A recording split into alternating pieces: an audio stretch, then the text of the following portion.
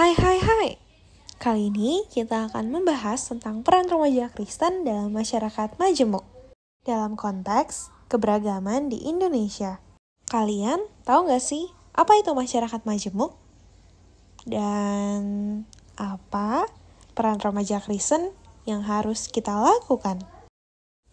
Indonesia menduduki peringkat keempat sebagai negara dengan jumlah penduduk terbanyak di dunia. Ada 17.504 pulau, 38 provinsi, 718 bahasa daerah di tahun 2010, 1.340 suku bangsa di tanah air, dan 300 kelompok etnis atau suku. Wow, betapa kayanya keberagaman bangsa kita yang tentunya perlu dihargai dan dilestarikan. Contoh mudahnya, keberagaman yang dapat diamati adalah dalam keluarga. Misalnya, orang tua, kakak, dan adik pasti memiliki sifat, perilaku, hobi, serta kompetensi yang berbeda-beda. Dan di lingkungan sekolah, tentunya akan lebih beragam lagi perbedaan yang ditemukan. Misalnya, Bapak Ibu guru dan siswa yang datang dari berbagai suku, agama, dan budaya. Ada 6 agama yang saat ini telah diakui di Indonesia, yakni agama Islam, Kristen, Katolik, Hindu, Buddha, Konghucu. Kemajemukan ini sering menyebabkan adanya konflik dari pihak-pihak yang kurang bertanggung jawab. Namun, kita orang percaya harus terus berupaya untuk meminimalkan konflik yang terjadi. Perlu diadakannya dialog antar umat beragama dan mematuhi aturan yang sudah ada di negara ini. Karena negara telah menyatakan bahwa semua warga negara diberi kebebasan untuk memilih agama, beribadah sesuai agamanya, serta dilindungi oleh undang-undang yang berlaku. Apabila semua pihak yang berbeda menyadari betapa kemajemukan itu merupakan anugerah Tuhan yang harus kita syukuri, serta menyadari bahwa keberagaman itu juga adalah asalnya dari Tuhan, maka hal ini akan mengurangi terjadinya konflik yang terjadi akibat perbedaan yang ada. Kemajemukan suatu masyarakat patut dilihat dari 2 variabel, yaitu kemajemukan budaya dan kemajemukan sosial. Kemajemukan budaya ditentukan oleh indikator-indikator genetik sosial, yaitu ras, etnis, dan suku. Kemudian budaya, yaitu kultur, nilai, dan kebiasaan, bahasa, agama, kasta, ataupun wilayah. Hampir di seluruh wilayah Indonesia ditempati oleh orang yang berbeda-beda. Hal ini sebenarnya akan menjadi kesempatan bagi kita untuk menunjukkan pelayanan yang beragam, menjadi kesempatan untuk mengenal berbagai budaya yang ada pada setiap suku atau etnis.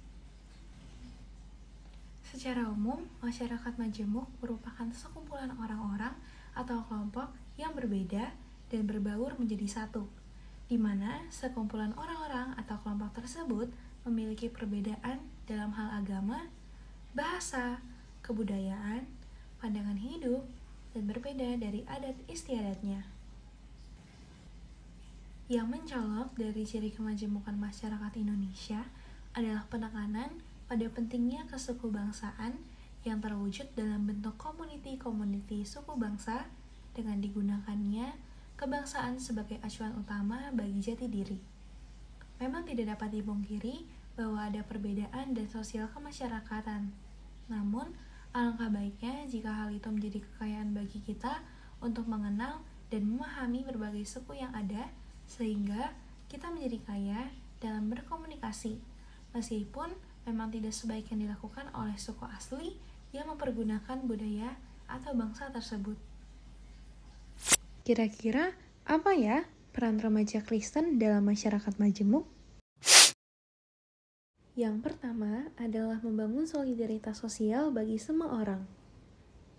Membangun solidaritas sosial bagi semua orang tidaklah mudah untuk dilakukan.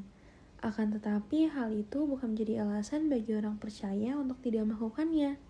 Demikian juga dengan remaja Kristen yang harus tetap berperan aktif dalam membangun kebersamaan dalam perbedaan yang ada. Dalam Yohanes 6 ayat 1-15 dijelaskan bahwa mereka yang hadir sudah pasti dari berbagai suku, budaya, dan latar belakang yang beragam.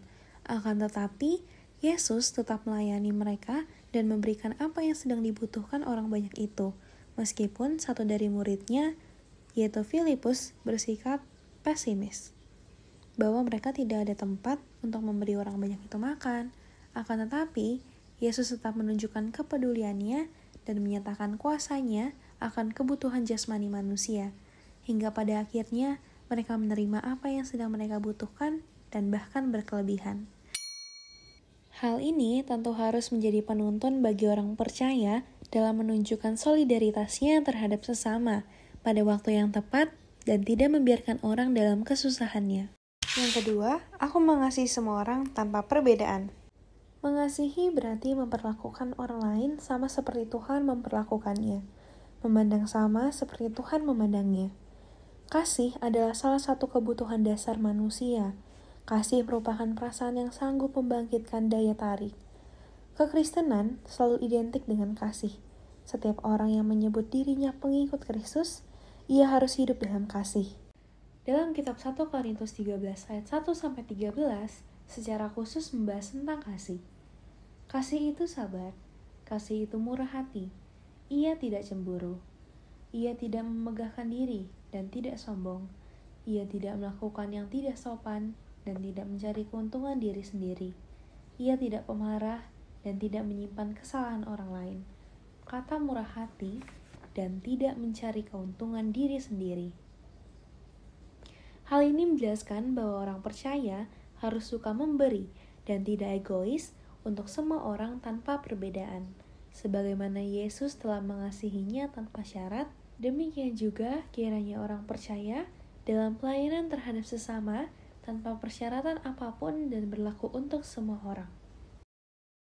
Yang ketiga adalah rencanaku dalam menerapkan nilai-nilai Kristiani dalam masyarakat majemuk. Yang pertama, remaja Kristen sebagai bagian dari bangsa ini yang kelak menjadi generasi penerus, memiliki tanggung jawab dalam pembangunan bangsa, menciptakan kehidupan yang rukun, damai dan harmonis, tidak membiarkan adanya sekelompok orang yang tidak bertanggung jawab.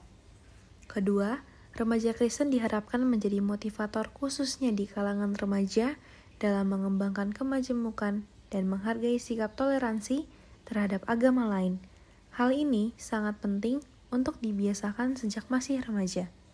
Ketiga, remaja perlu mengelola pertumbuhan dan perkembangan diri maupun kelompoknya ke arah sikap yang semakin terbuka, namun tetap tidak meninggalkan identitasnya sebagai pengikut Kristus. Justru akan menunjukkan sikap sebagai orang yang menerima semua orang tanpa membuat perbedaan. Keempat, remaja perlu mengembangkan pemahaman bahwa setiap agama memiliki doktrin masing-masing yang berlaku bagi pemeluknya, namun juga memiliki aspek yang berlaku juga bagi agama lainnya. Misalnya, memperjuangkan hak asasi manusia atau kemanusiaan, keadilan, kejujuran, cinta kasih, kesetaraan, dan menciptakan perdamaian.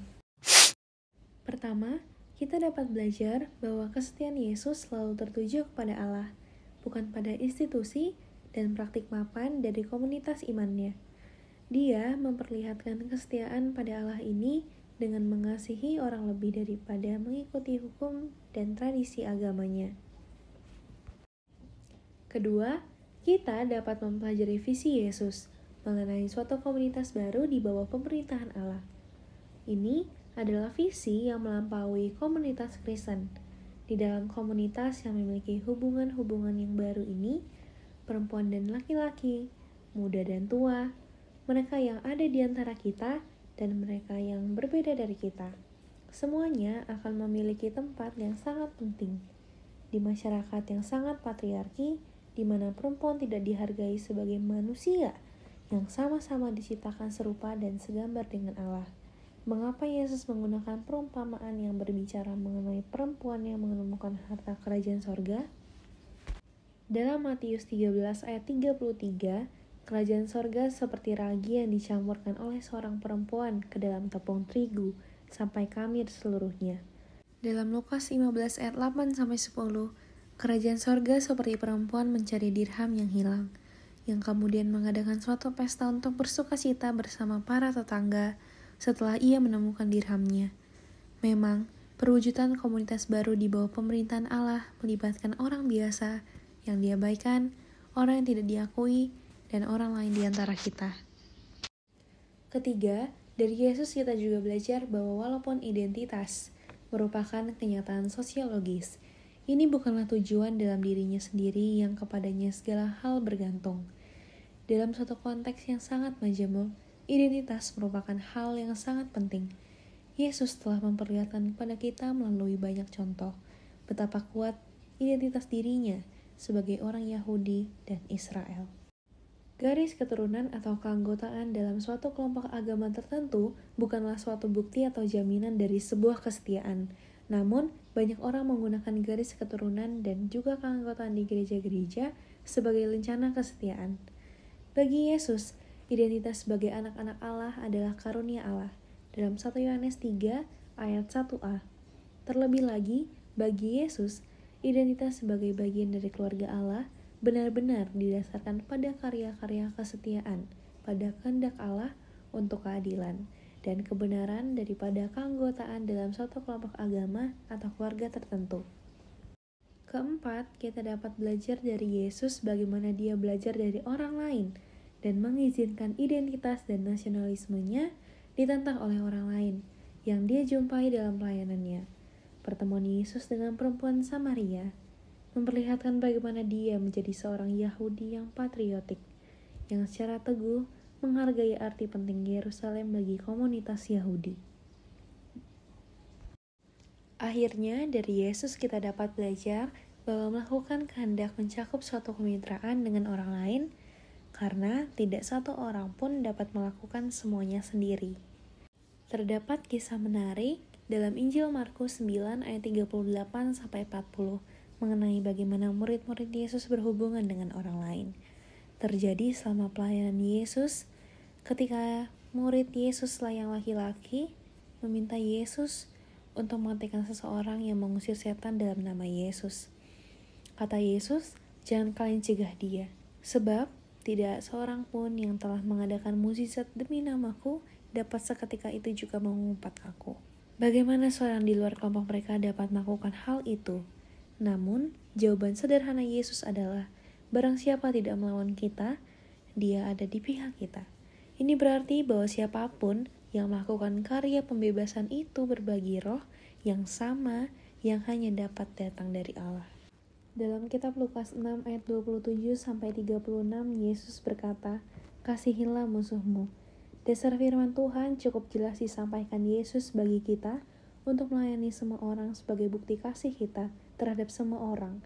Bahkan yang berlaku jahat sekalipun Yesus ajarkan untuk tetap mendoakan, bahkan memberkati. Sangat berbeda memang dengan pola hidup orang lain pada umumnya, akan tetapi Yesus menegaskan pengajarannya. Memberi, menolong, dan melayani kebutuhan orang lain tanpa mengharapkan balasan, inilah wujud kasih yang harus dilakukan pengikut Kristus. Hendaklah kalian murah hati, sama seperti Bapamu adalah murah hati. Inilah ciri khas pelayanan orang Kristen di tengah-tengah dunia yang serba menguntungkan bagi dirinya sendiri. Mari lakukan dengan segenap hati, maka upahmu besar di surga. Baiklah, sampai jumpa di video berikutnya. Terima kasih sudah menyaksikan. Shalom.